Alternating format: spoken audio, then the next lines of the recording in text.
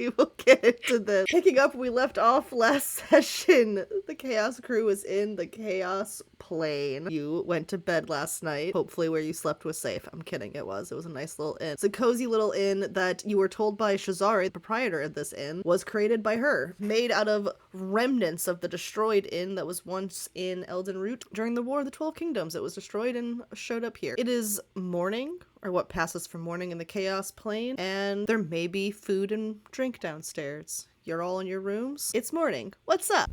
Yawn! People are waking up, and everyone's staring at Danny, who's not gonna be able to roleplay being in the same room with Sativa. So we'll first start with Thistle. Pockets, what are you guys doing? We're just like checking out the inn, and because it looks like there's mushrooms, like living mushrooms. There are around all the walls. yeah, there are living mushrooms on all of the walls. Almost as if that's how she's kind of helping balance this place out, is by just growing mushrooms everywhere. So Thistle's just been like looking at the inn and checking all this stuff out, looking at the mushrooms, trying to learn more about it, and just interested because everything's different on this plane. I don't think she's ever been on a different plane existence. Pockets is ready for breakfast though. Naturally. So we're gonna leave the room, and Thistle's gonna run and knock on everyone's door and just yell like, "Let's get breakfast!" But she's not gonna like wait around. She's gonna keep going. As soon as you knock on Madrigal's door, she like opens it and she's got like dark circles under her eyes. Madrigal's the kind of person where like if there's if there's an unsolved thing, it'll play out in her dreams. And so she's just been trying to problem solve in her dreams a lot, and not intentionally, but she just wakes up and she's like a little bit wired. And she's like, "Good morning, Thistle." Oh, you don't look too rested. Did you have a bad night's sleep? You know what I think? We're the Chaos crew, and we're on the Chaos plane. Is there something there? I just feel like there's something there. Because if Tordy is a creature of chaos and he gets certain advantages, and we're the Chaos crew, everybody says so. Everybody's saying it. We're the Chaos crew. And there's a prophecy about us because we're so freaking chaotic. Do we also get advantages? Also, what's the Oakhaven Collective? What's up with that? Why are we here ultimately? Riddle me this. Thistle. Why? Thistle grabs like a croissant she sees on the table, and she's like, "I don't know. You got really good questions, but we'll figure it out. Figure it all out. Don't worry." She kind of like pats Madrigal, and Pockets brings her some coffee. Figure it out. Madrigal just starts eating the croissant and like kind of chugging the coffee and like nodding to herself like, "We'll figure it out. We'll figure it out." So Madrigal, you're downstairs with Thistle at a table? Yes. Awesome. Pockets doesn't want to be far, so he's like in between. Aww. Otis feels that way about Madrigal. Oh. Madrigal feels instantly comforted by being around her friends. Sure, as soon as she hears Thistle banging on the door, Danny's just gonna like fucking hair just all over the place, be like, "Fuck was that?" You know what that was. That was Thistle. At least she didn't open the door this time. Do we have to get up like right now? Do you want more of page 127? I'm going to take the L as a no. Get up. Come on. She doesn't want to get up. Are you feeling unwell? She's like putting like her hand on your forehead like, are you sick? Oh no, do you think it's like a chaos magic overload thing? Oh god, are you gonna turn into Torty? Are you gonna get like Torty? I can't handle that, bro. Like, and she's just, putting her hands all over you, like on your neck, checking your pulse, like just like the whole like, are you okay? Fucking smack. No, I'm fine. Do they have coffee here? Do you think they have coffee in the Chaos realm? We got coffee! Guess that answers that question. I guess it does. Alright. I hope the coffee's not weird. Better not be mushrooms in it. Stop, get out of my head, Meg. Stop, you're ruining my joke. So what Sativa was gonna say, and Danny said instead, so that's still totally fine. So I hope there's not mushrooms in it, and anyways. Thanks, Meg. You and magical food, bro. Yeah. So yeah, Sativa stretches and is like, all right, well, not a bad night's rest though, right? And she kind of like gives you a little wink. Yeah. And Sativa will come down, mate, her hair not disheveled at all, nothing happened, and is like, so is there coffee? I heard coffee. Yes, we got coffee.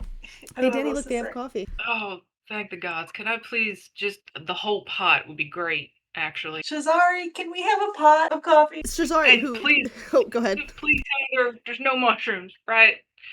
Little buddies, how'd you know her secret recipe? I already hate it here. Shazari comes over with a pot of tea. It's in the shape of a large acorn, and like the pot itself looks like a large acorn, and pours out some tea in each of your little cups. I hope you enjoy. It should help with the effects of any lingering chaos magic in your systems. Hopefully that'll help. La la la la la. Sorry, what's tea for the stuff? Huh? What's the recipe? What's the dosage in this with the mushrooms? Oh, Is it- I grind up some coffee and then I grind up some mushrooms and I kind of mash them together in my mortar and pestle until it feels right, and then I run a lot of hot water through it. Until it feels right. Yes. And what kind of mushrooms are these? Are these the same mushrooms that we ba- see? Yes, the balancing mushrooms. I found they're really good for helping keep the effects of the chaos magic out. But it's kind of like a so within, so without kind of thing, right? Have a little mushrooms on the outside, have a little mushrooms on the inside. Don't have an overlap. We'd like to learn a little bit more about these mushrooms and, how to protect ourselves as we go find the Oak cave and collect. So before we leave, we're gonna have some more questions. Okay, well, I'm here to answer them. In the meantime, are you guys gonna want breakfast or just croissants and coffee? Very French of you, if you will. Do you want a cigarette to go with that? Marjorie was just kind of like thoughtfully munching while staring directly at Cesare in like a super not chill way. Not She's just chill. she's not. She's extremely chalant on this morning. She's just gonna be like, Cesare. Yes, my extremely chalant friend. Everybody always says that about me. I'm just whatever.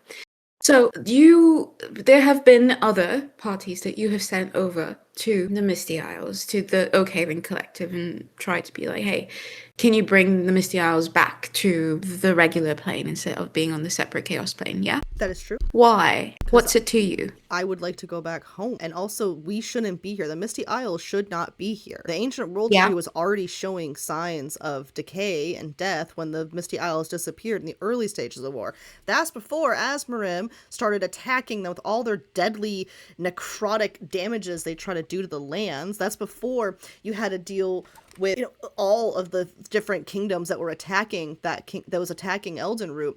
We had all sorts of problems. When we lost the Misty Isles, a lot of the protections, I believe, went with it. The things that kept us safe and that ultimately could have prevented all those different kingdoms from ripping Eldenroot apart. Now Eldenroot's what? A tiny little town in the Chaos region fighting some lumberjacks where it was once the greatest empire in the entire 12 kingdoms? Misty Isles needs to go back or the world tree's gonna die. And also, I'd like to not be here anymore. Mm-hmm.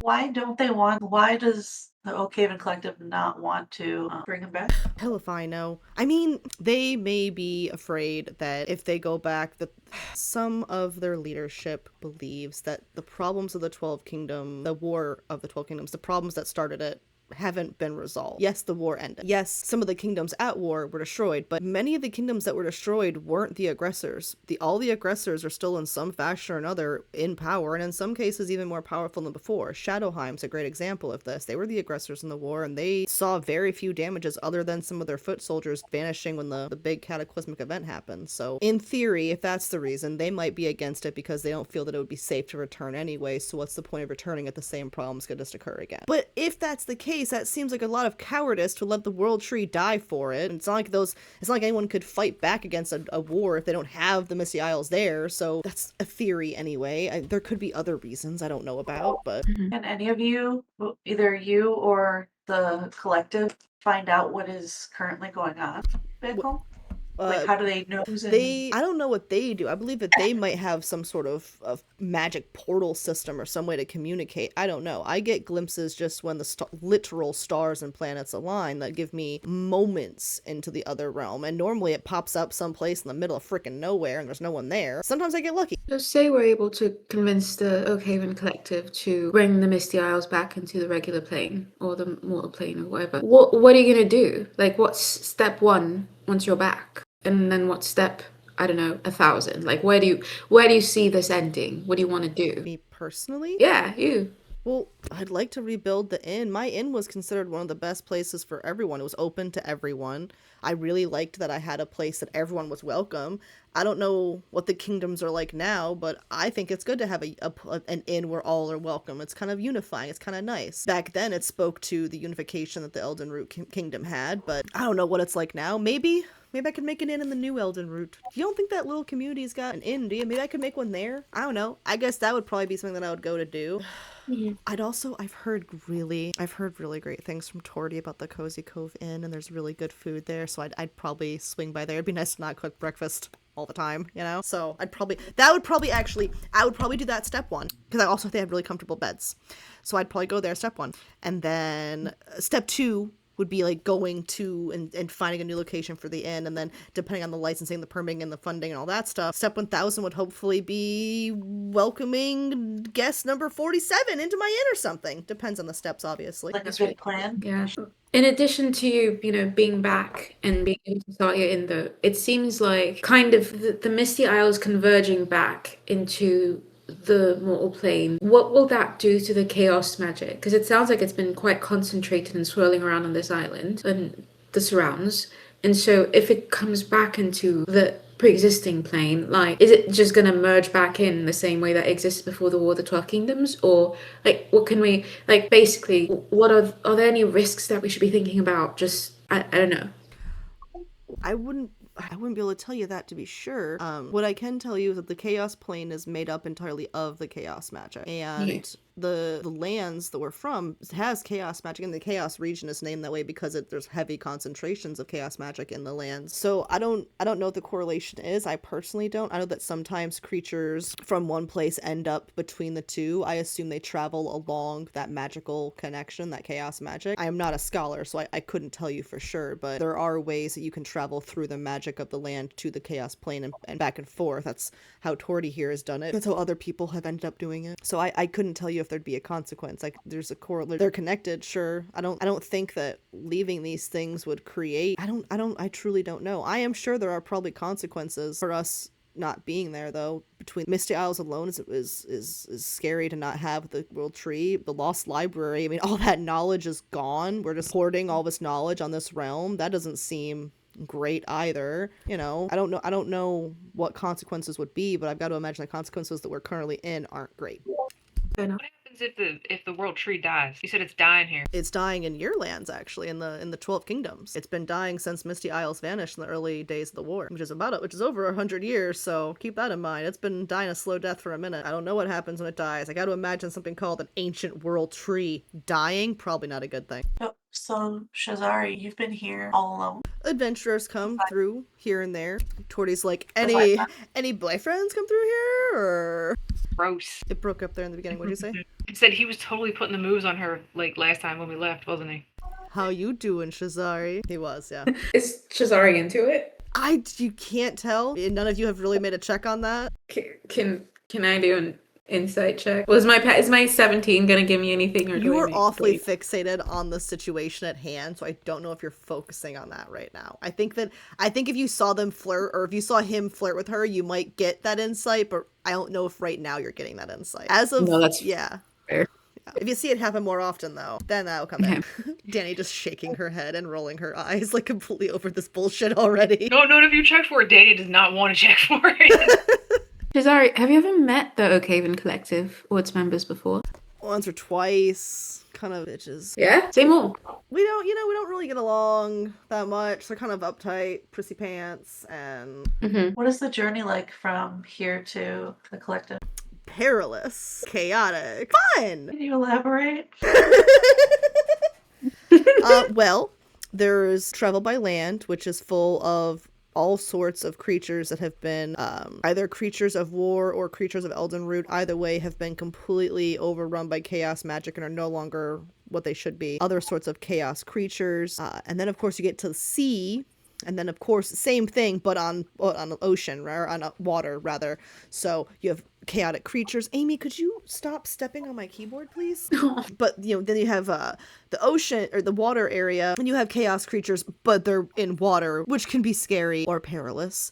And, of course, also there's rumors of possible, like, maybe there's pirates there now. Who knows? We've been here 100 years. People from Elden Root, or those same people from the war who then ended up here as well. Because that's the thing. When the war happened, a lot of people got dumped here in the Chaos Plane, then overexposed to chaos magic. So you have just like regular artisans, regular people. Like there's innkeepers around here who did not start rebuilding an inn. You know what I'm saying? So you got that to worry about. If you see any street performers, you might want to be careful. But then, I've heard tell of some people taking to the oceans and becoming chaos pirates. That doesn't sound good. I have not messed with it. Sounds just like a headache. And then, of course, you get to the inner ring. More land, more chaos, more creatures, more whatever's managed to get that far. So in theory, harder stuff. And then you get to the Oakhaven Collective there in the middle. I think they have gates around it or something. I don't really know. We've only met in other areas. Not for long. If we're gonna venture there, anything that you can give us or advice would be great. Don't just say don't die. I think that is good advice. We're gonna need a lot of mushrooms, I assume.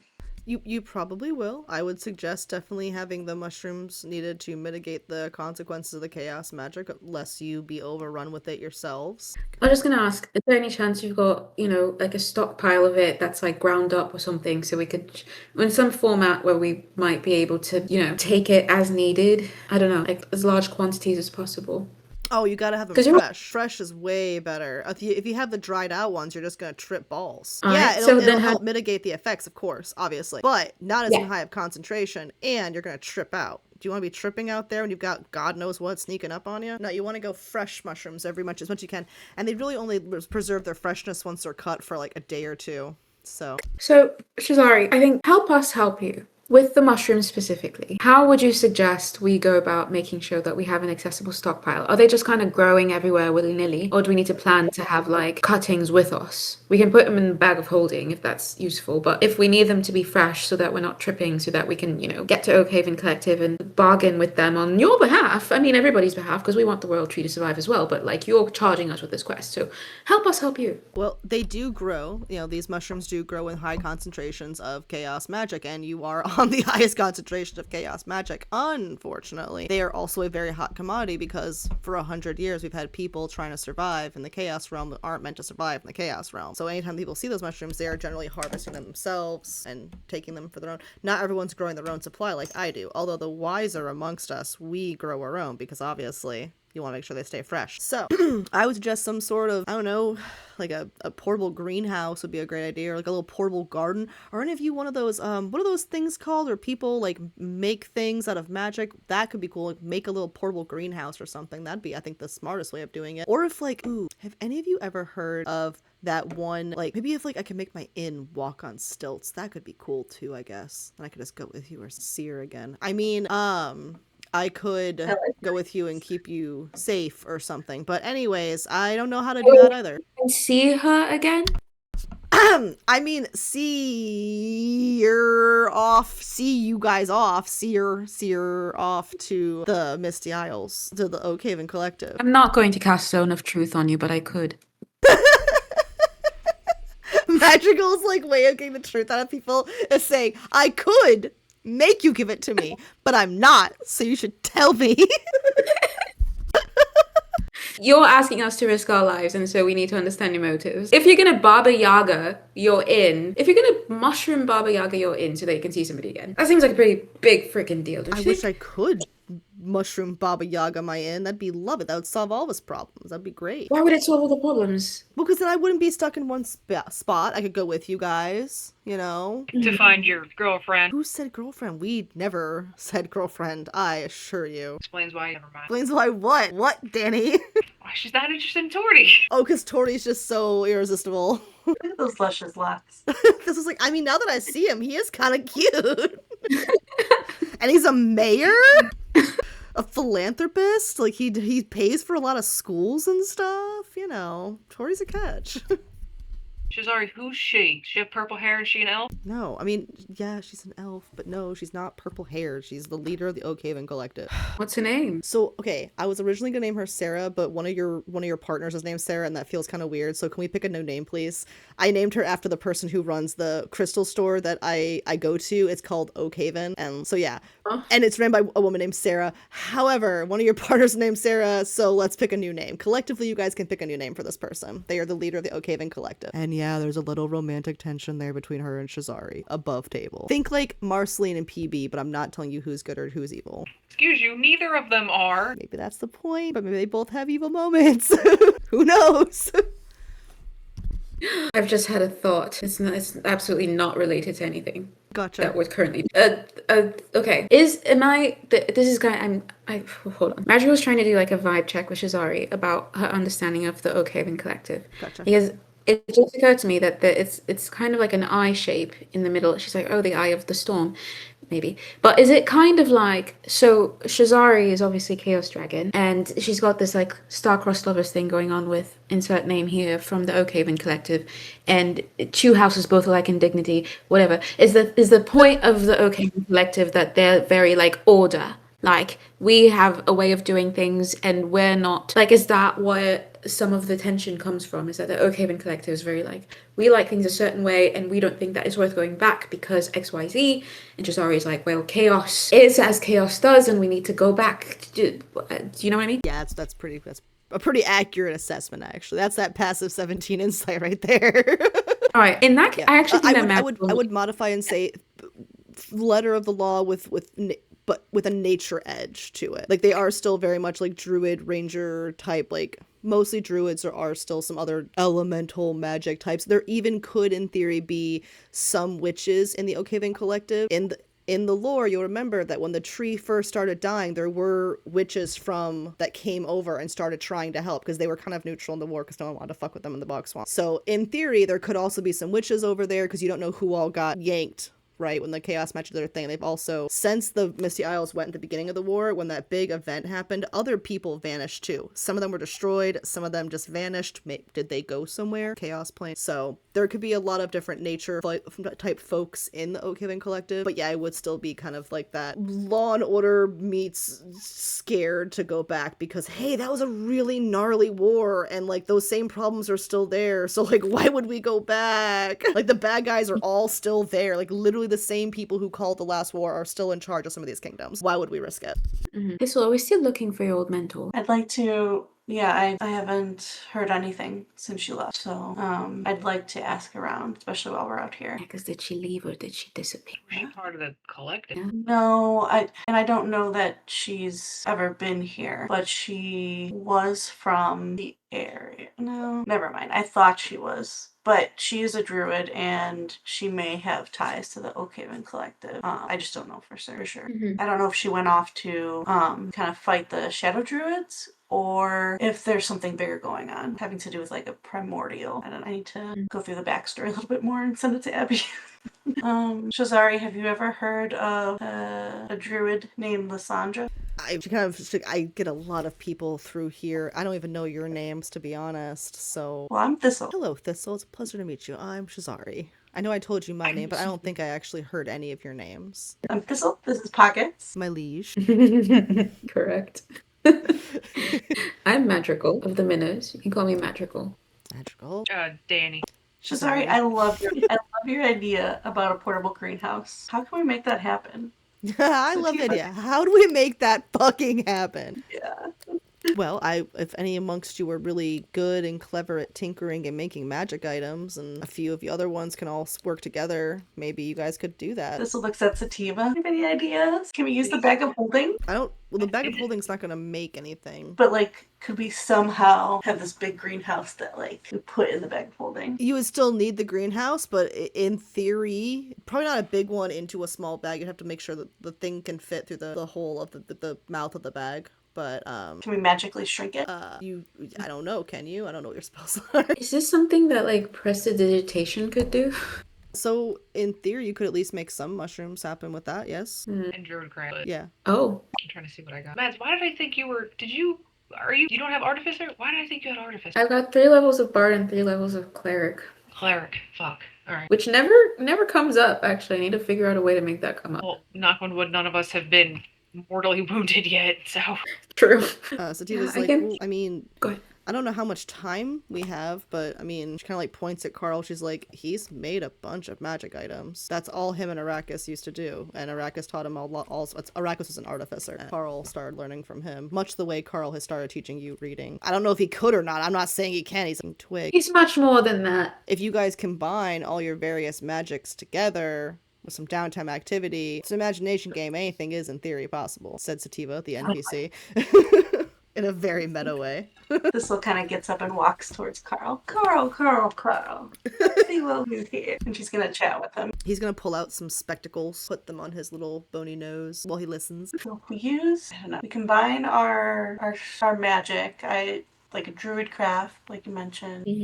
magical. Do you have anything? I got prestidigitation, so that would mean I'm thinking of. What does that do again? I've got a few options. Let me put them in the chat. The thing I was thinking of was minor creation, or I could do minor sensation if we need like a weather effect or something. Okay. So are you thinking like try to put that spell into like an apparatus to help make the greenhouse have a okay, gotcha.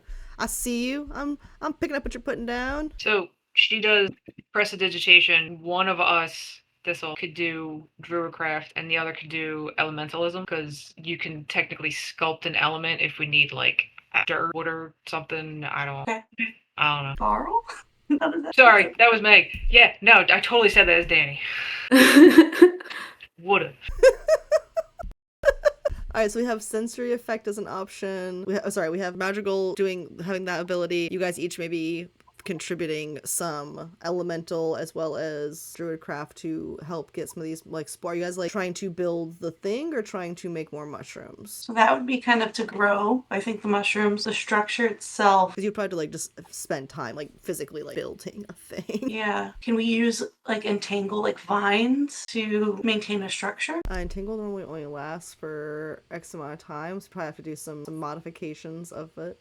You guys could explore the area, like maybe, either see if Shazari has wood or if there's, supplies in the area to kind of maybe create something, or you could even maybe you can find glass. Who knows? There might be magical creatures who work with glass out there. You could ask Shazari, she might be able to tell you. Who knows? Shazari, do you have any ideas for finding wood or even glass for us to work on building this greenhouse? Well, wood, I guess it depends. I don't know if you'd need to have wood from the material plane, or if you would need to have wood that's from the chaos realm. That would be a thing to figure out. As for glass, there are the artisans. They could help, but you'd have to convince them to do it, and there are glaziers who can make glass. They can even spin stained glass, and it's magical. They tend to be a little violent, and they can do magic with their glass that they weave, so really want to make sure you don't upset them, because they can do some pretty dangerous magics. So they just got overloaded. They got overloaded with chaos magic. They used to just be regular old artisans in Elden Root.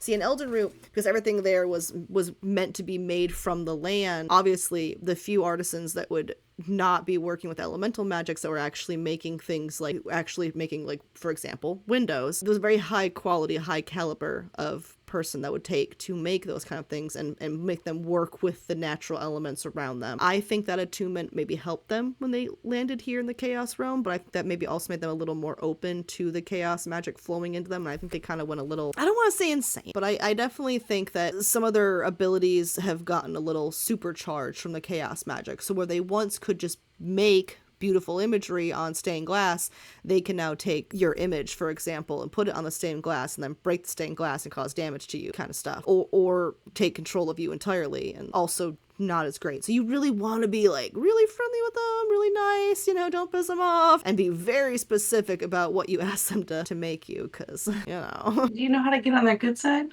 I do not. All right, so to bring the mushrooms, we need to go out and get supplies. Can you lend us any mushrooms to go get the supplies so we don't get fucked while we're out there? How long I'd actually we should give us some mushrooms, given that we're collaborating on this project, are we not? I can help you with the mushrooms, sure, but how long will you be out there? Well, you tell us. I don't think you should be out there long, because even if you have the mushrooms, being overexposed to it is being overexposed to it. Mm-hmm. How are we going to travel all the way to the collective if we can't be outside long? I think I see why some adventurers maybe didn't make it to Oakhaven Collective. So what do you think is... Sorry. Maybe I should revisit the mushroom Baba Yaga idea. I do have a question for you, which is that, you know how, obviously Tordi is a creature of the chaos, and maybe this is a question for Tordi as well. How can you tell if somebody is perhaps preternaturally able to weather chaos? That's a great question, little buddy. They're still trying to figure it out. Alright, scientists still don't know. Well, the thing is, the only people who have really been studying it are like a lot of wizards and magic users, and a lot of those guys are kind of stuffy and annoying and like go to war. Like, people in Shadowheim were trying to research it. People in Asmarim were trying to research it. Rumor has it the Asmarim people kind of get the point now, and they're not as stupid as they once were, but like Shadowheim's still the way they were. And just between you, me, and that there tree. Whoa, look at that tree. But just between you, me, and that whoa tree, I personally think the people in Ebongate over in your Chaos region, you know, just north of Cozy Cove and High Street a little bit, I think that they're going to be a problem, man. I think a lot of the people who are going to be an issue are going to be there too. Okay. Why? Because, like, they're not looking to do good things with the magic, you know? They're just, like, researching what they can to get their magical objectives achieved, but, like, they don't contribute anything, they don't share the knowledge, you know? Like, I don't know if you know this, but I'm a bit of a scholar of life, and I also believe in investing in education. That's why I pay for so many schools. I don't think we should be hoarding things like knowledge or wealth, for that matter. And the people in Shadowheim, people in Ebongate, they're people who hoard the knowledge and they hoard the wealth, man. They're not good guys, my guys. Literal ivory tower, yeah? Yeah, literally, yeah. It's 7. Can we take a quick 15 and resupply on our drinks and whatnot? Come back for more questions? All right, see you guys in 15. Hello. Crystal has an amazing idea. I love it. Oh my gosh. I'm sat, as the kids say. What? You know how the kids are like, oh, I'm sat when they're like ready for Abby knows, right? That's the thing the kids say. It is. It just means I'm ready to hear your idea. I'm like, I'm sitting. I've sat. I'm set. Okay, I'm gonna use that on my stepdaughter. Okay. All right. So, guys, this is actually Pocket's idea, but it is brilliant. And I know we can't really go outside for very long without getting super sick. So, and building a portable greenhouse is going to take a really long time. Although one day I do want to do that. But for now, I think we can just picture this, a living cloak. And we can make it out of like moss and maybe like leather a bit, and have the balancing shrooms glowing on the cloak, growing on the cloak and glowing, and I can tend to them because, you know, I'm really good at growing stuff. And we wear that, we each have one as we venture through the forest. Pockets, take a free reroll. That's a great idea. So good. Yes. What do you guys think? Do you think it'll work? Do you think it not work? Only one way to find out.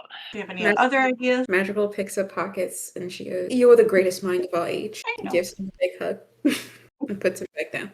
All right, so everyone can pick one low, not OP, low level, but still magic cloak that Sativa pulls out of her bag that you guys can use for this experiment. Because my logic being, it needs to be something inherently magical to handle all the magical attachments you guys are about to be putting onto these cloaks. So we need to have something that is a low level of a magic, so there's some sort of magic there to build upon. But don't get crazy with it. Just because she has sparkling dresses does not mean we have sparkling magic cloaks.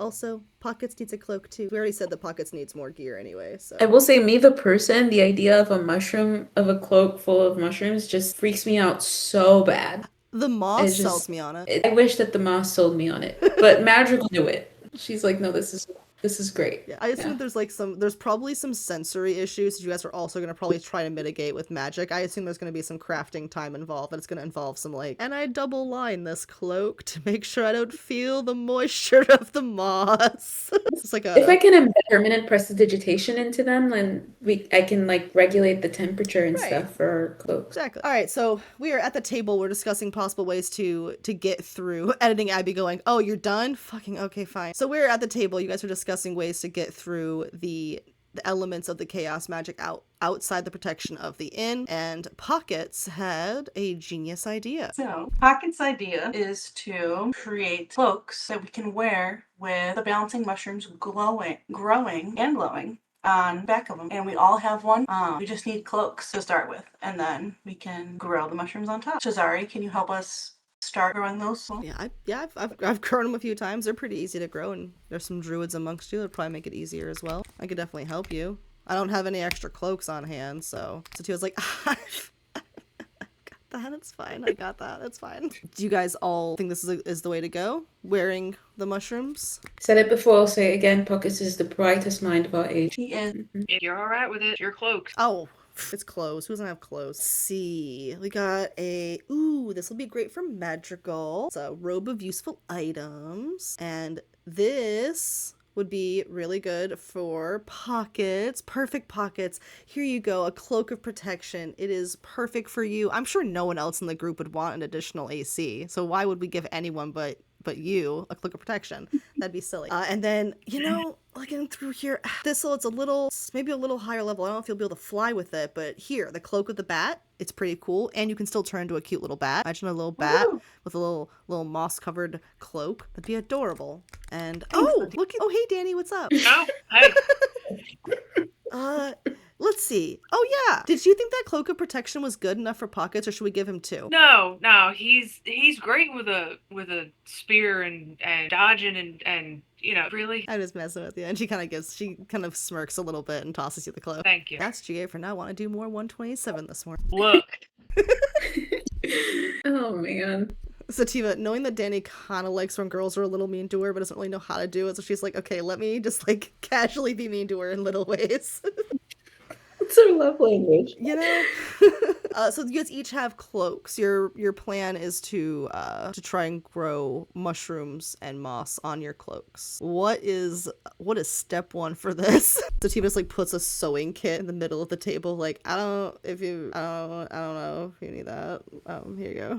So I think we need a sewing kit. We need moss, definitely. Let's get some vines and some starter.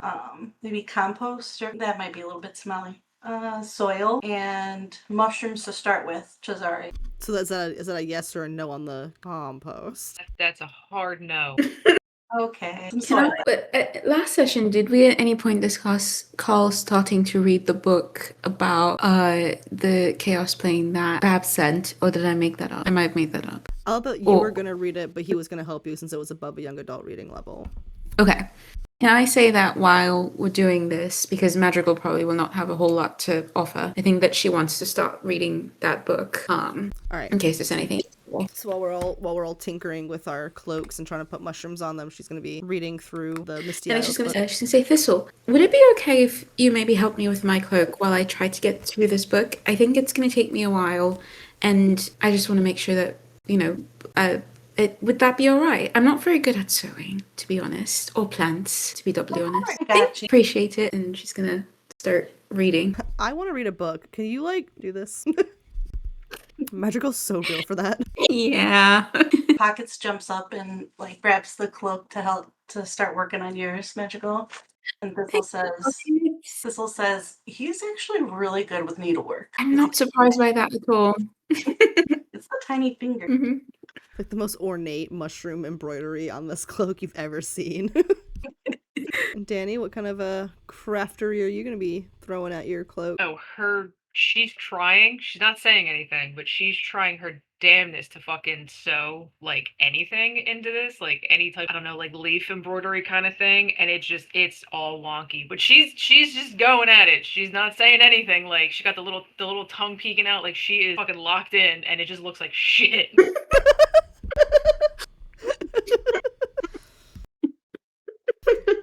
I love that it's an imagination game where you could have told me Danny is weirdly good at embroidery actually, and she starts, and you said no, she is really shitty at this actually. I love that. When you try your best. Mads, you always have the right song. Just hunched over in her own world, trying like hell. Thistle, how is your sewing going? I know Pockets is quite good at it. How's yours? She's working away. She's got some ideas, putting in a second lining, and between the linings she has pockets of soil. And she's sneaking some compost into hers because she knows it's gonna grow much better. So she's working along. I don't care if it smells, it's gonna grow better.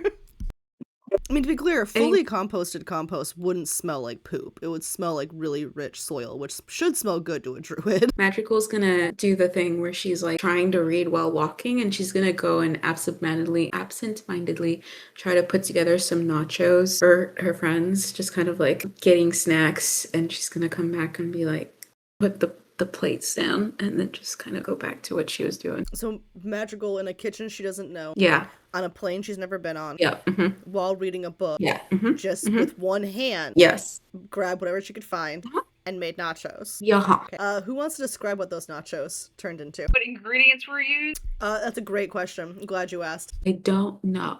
In her head, she was kind of feeling a little guilty that all of her friends were working, but she wasn't. And she was like, my friends are probably hungry. And so she truly was not paying a whole lot of attention to the things she was putting onto the plate. But she was like, this seems nacho shaped. It's probably like bechamel sauce instead of like cheese, you know, like that kind of thing. It is breakfast time, yeah.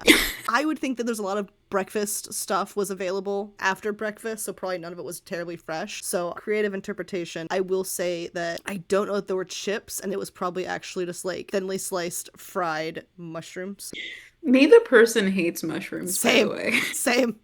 Like, you'd think I love them with how much I use them all the time. I really cannot stand the texture of mushrooms at all. The umami is great, but I cannot stand that texture. It's disgusting. And yet here we are. This is an imagination game, and these mushroom chips don't have texture issues. They actually taste like a kettle-cooked potato chip, but they're made out of a mushroom. They're not the glowing mushrooms. They're just a mushroom. I'm going to say that she was looking for vaguely like crumbled protein textured things. So she put some like scrambled eggs on top and the bechamel sauce. Sound delicious. You guys are lucky. Not even looking up from her cloak, just grabs a handful and kind of like chomps on, kind of like looks at a weird colored chip and then just eats it anyway.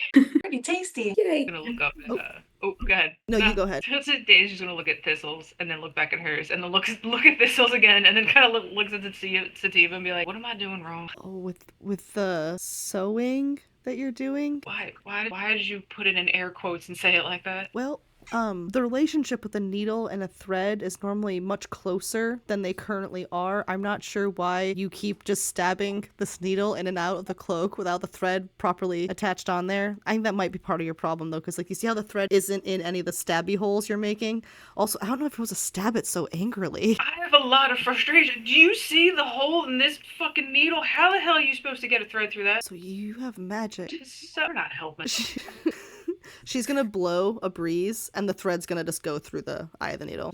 Okay, see, I can't do that. Why? Okay. I think you need Thank to work you. on your, like, mental focus. Right, Yeah, I'm gonna go back to stab. Oh, okay. Just remember, sometimes things are right in front of you, real obvious, and all you gotta do is just do it. If you need help, though, let me know. Oh, wow, pockets! That looks so good! How'd you get the thread to be metallic and glittery like that? That's so pretty! Keep showing it off. Well, Thistle's gonna stand up and she's working on hers. And she kind of scoots over and sits next to Danny, but kind of facing away. And just kind of like continues working on her cloak, but like obviously showing Danny how she's doing it, like slowly, so Danny can kind of pick up. Like cheating on a test. Danny just casually looking over her shoulder, Yep. and then just like real quickly goes back and does the same thing. She doesn't want to call her out. She just wants to The like. entire time, just grumbling under her breath. She likes the fucking raccoons, though. She doesn't like this. I think Carl's gonna crawl underneath the table and, like, on an edge of the cloak that you don't have, he starts sewing on it. Like, she's really bad at this. Is it dark enough for Uspar? Uspar wouldn't be in this plane of reality. Darn, you're right. Gosh, never mind. Thistle space. She went no. Like, I left that bitch in the material plane. Actually, let's say, Madrigal's gonna say that out loud. She's gonna say, it's dark enough for Uspar to join us. We're on different planes of existence right now, and we needed a little bit of space. I think space is always good for pickup. You need- Not in a bad way. Not in a bad way, but I mean, sometimes a little space is good. You just met the fish man. I don't know how these things work, but I had heard that space is not always a bad thing. Are you supposed to leave the material plane after you kiss someone? Sativa looks over at Danny. Does that make it canon? I'm sorry, so Thistle really just kissed this guy and said, alright, we need space, and leaves the material plane. Now, does the shell phone work across planes? Does reception still exist? I don't know. I guess I'm just wondering, Thistle, I know that distance is useful and whatnot, but, you know, I skimmed the table of contents for some of the books that Bab sent, and it kind of sounds like when you're securely attached to somebody, you know, distance is something that you can weather, absolutely, as necessary, but not, you know, necessarily in the early stages of a relationship, or just because you can. And so I'm curious about whether you might actually just want to talk to Uspar, perhaps, or not. It's if you don't, that's totally fine. Because we're busy, obviously, like we're doing stuff, like we're saving the world and whatever. So. Yeah, I thought about it. I actually wrote him a couple letters already, but yeah, I Did you figured say- the phone wouldn't work, so Did you I just put my thoughts on paper. Are any of these thoughts things that would you like to have a conversation? If you could, would you be talking to him right now? Sure. I had a few ideas about his his little fort that he's building underwater, and how we could build that a little bit more stable. And I really wanted to tell him about these mushrooms that we're dealing with, and he would really like this idea with the cloak right now. I think he'd think it's pretty. I guess part of me wonders if there's any possibility that you might actually be able to talk to him, and we just haven't tried. I don't know. I tried the phone earlier, but it didn't seem to be working. Fuck it, I'm diving in. Sativa, looking over Danny's shoulders, who's taking notes of what Magical is saying, just kind of starts, oh, well, why don't you just use the arcane helpline I gave you guys like a million years ago? And then, attachments? I don't think she said that. What? What? What are you doing? What are you looking at? Nothing! Anyway, have you guys tried the arcane helpline that, like, I gave you guys a million years ago? Danny, was that something you had? What was that? Yeah, rocks. And just be like, yeah, here, and just toss the thistle. You had the arcane helpline in a bag of rocks? I wasn't. It's for my. I don't throw that one. Clearly, I threw it at thistle. That's different. I don't use it in. Let me sew. Is this for emergencies? I thought. I think that it is. I mean, Thistle, I'm just going to say, Uspar seems like he's quite taken with you. You did kiss the man and then immediately disappear from this plane. And so I think that he's probably thinking of you, is all I'm saying. You think so? Yeah, absolutely. I think that he's wondering where you are and whether you're safe. And probably missing you. And wondering if he's ever going to hear from you again. But we haven't talked about the kid. We haven't talked since the kid. Yes, because you disappeared and you went to another plane. What would I even say if I got a hold of him? Just what would you say? Like, what's something that you'd want him to know? I could tell him about the cloaks we're making right now. That'd be pretty cool. And the shark guys that we annihilated on the beach. Yeah, I completely agree. I think he'd love to hear about that. And actually, Sativa and Danny, because you had very similar experience, actually. One of you was on one plane and the other was not. What would have been useful for you to hear from the other upon reuniting, which I think you did hear from the other upon reuniting, but... You mean aside from me freaking the hell out? I mean, exactly. I'm not repeating what you guys heard me think. Yes, No. What did Sativa to know? She's decidedly not facing Sativa at this point. Like, just she's looking at the other two.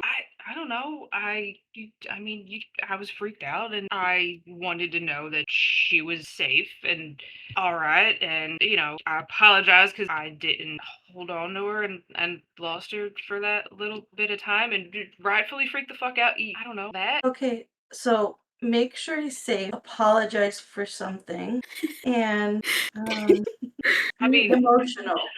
I gave her. Did you say too emotional? I said be emotional. You could tell him you want to give him a hug. I mean, I kind of did that. I don't know. You could try to. I don't know. Tell him I want to hug. Page 127. Page 127? Yeah. Okay. And also, Thistle, you don't have anything to apologize for. It's just, these were literally unforeseen circumstances. Yeah, Do you know what I mean? Danny apologizes for things all the time. You didn't have to, though. Okay, don't apologize. Okay, alright. How does this arcane helpline work again? So you call and get a hold of an arcane hotline operator, and you plead your case for an arcane favor, be it more spell slots or whatever. In this case, you'd be pleading your case to connect your shell phones. Okay. And I get to pick a voice for this operator once again. I'm realizing that Magical, you weren't here for the Sourberry finale where they got this arcane hotline the first time. Great. Oh, love that for me. It was just a super tired customer service lady. No, you guys each called though. I had different voices. Oh, that's right. Oh my God, what's his name? Bell. Yeah. Bell. Got the cranky one. That's right. Yeah. Good times with a Z. So you're gonna try and call the hotline? Before I call, does anyone know how time works between planes of existence? You know how you had that incredible connection with chaos magic where you kind of asked a question and received an answer. Part of me does hope, in fact, in this specific instance, your connection to the chaos magic would make it so that it would be good and great. Okay, alright, I'll try it. Beep, boop, beep. Arcane Helpline, how can I help you? Hi, this is Thistle. Thistle? Is that Sourberry champion? Yes, it is. Now, y'all can't already be in the middle of another Sourberry slime disaster. There's not another Sourberry festival scheduled for a few more. Is it months? Or was it? I feel like that was a year ago, but it wasn't at all. Man, time's funny, isn't it? Time is funny. It's been a while, but no Sourberry Fest right now. We're on another plane of existence, and we're making mushroom cloaks to get through chaos magic to go talk to a collective, but that's another story. Oh, that does sound like something crazy. So you are not on the material plane right now. You are on the chaos plane. Yes, we are, but that's not why I'm calling. Oh, well, by all I- means. I wanted to see if I could maybe call my boyfriend who's back on the material plane. And yeah, I haven't talked to him in a while. It's actually since our first kiss. And I don't even know what I'm going to say to him, but I feel like I should call him and just make sure he's okay. So you mean to tell me that you kissed a boy that you can call your boyfriend and you just left him? Yeah. We had to go. I don't My goodness. know. Should I apologize when I talk to him? Well, riddle me this. Did you promise to meet up with him the next day? Did you say something like, I'll see you tomorrow? No, we literally haven't talked since the kiss. Well, I don't think you need to apologize, because frankly, I don't think we need to apologize for the man for anything, frankly. I mean, we let them exist, and that should be enough. However, it is important to realize that you were okay leaving the material realm and not saying goodbye to this boy. So did you really like him at all? Yeah, I do. Are you sure, he knew sugar? He knew we were leaving. Did he? So it was kind of goodbye case? I think so. No, Maybe but really, not. did he? I think he was around when we were talking about going. Well, you know boys So- can't listen for a hill of beans. They're dumb as a bag of hair. I don't know if a man was going to listen unintentionally. You often got to grab him a little bit and say, now you listen here, you little pig shit. Okay, grab him and say. Yeah, okay. Madrigal's gonna do the grandma thing again, and she's gonna say, she's yelling. It was not her fault. We didn't know we were gonna leave the plane. Shazar's We like, could not you have- didn't know you were going to... We didn't know we were gonna leave the plane in that fashion. All right, well, I mean, let me ask you this. Why didn't you bring him with you? Is it too early in the relationship to be traveling? You know, the best way to know if you're actually going to be a good fit with the boy is to try and travel with them. You never know if you're going to have a good partner till you try and travel with them. Some people are terrible travelers. You know, I wanted to ask him, but he's kind of got this thing where he can't come out in daylight, so I thought that would kind of be an issue. Vampire. You didn't tell me he was a vampire. That is a horse of a different color. Everyone is a sucker for a vampire story. I understand, sugar. I'll tell you what, I will put you through, because I cannot say no to a young, dumb girl. Did he feed on you? You know what? Don't tell me. It's better if I imagine it myself, actually. I loved True Blood. Let me go ahead and connect y'all real quick. And what was the boy's name again? His name is Uspar. And what was your name? That's a great question, Thistle. You're asking. Y'all can name her too. I just did in the chat. Sookie. Oh, well, I actually. Funny that you should ask. My name's actually Sookie. Thank you, Suki. My pleasure. Now, is there anything else I can do for you, or just connect you to Mr. Uspar, young love, little vampire love? Did any of you need the arcane helpline? Hell no. I think we're good. All right. Well, thank you so much for calling the Arcane Helpline, and you have a lovely day. Connecting you to Uspar in 3, 2, 1. Arcane Helpline to best friend. Arcane Helpline to best friend. Arcane Helpline to Is it you? Uspar? Yes, it is. Uspar, I didn't know this would work. My cell phone was acting very odd. Instead of having our usual ringtone, it was like it was coming in from a third party with a very odd voice. Yeah, I had to call the arcane helpline because we're on the chaos plane right now. On the chaos plane? That does not sound very safe. Well, we're making cloaks with mushrooms, and that's gonna keep us safe throughout the woods, so we'll be good. A mushroom cloak is going to keep you safe from things in the chaos. Yeah. I don't know It was if that's the actually- case. I don't know if that's the case, actually. Wait, you don't think that's a good idea? It was actually my idea, but I told everyone it was Pockets. Oh, well, blaming it on Pockets is a great idea, actually. That's a very wise, good move, actually, to blame it on Pockets. I think that the robes could protect from magical things, but are you going to do other things to protect yourself from just danger in general? Things with claws and knives and etc.? Put the grumpy one in front, maybe. Yeah, we'll fight them. We're good. We already fought some shark men creatures. Shark men they were- creatures? Yeah, there was a bunch of them, but yeah, we took care of them pretty easily. I'm not too concerned about that. I was just more concerned about this chaos magic, like, eating my soul, but I think we'll be good. That's a lot to process, Thistle. I know, I just wanted to talk to you because I didn't know you knew that we left, and I wanted to see if you were safe. Thistle, did you miss me? Maybe. Well, Yeah. I'm not too afraid to say. I will freely admit it. I miss you. Yeah, I miss you. And we didn't talk after the kiss. And I The didn't greatest know moment of my life, yes, of course. I didn't know what you thought of it. It was single-handedly the greatest moment of my life. I saw fireworks. I thought for sure that you had set some off, but our lips were touching, so I knew you had not. Okay, yeah, maybe when we're back on the same plane of existence, we could do some page 127. Page 127 from that book that Carl and Magical read? Yeah, I don't really know what it is, but It would be my honor to 127 with you. okay, cool.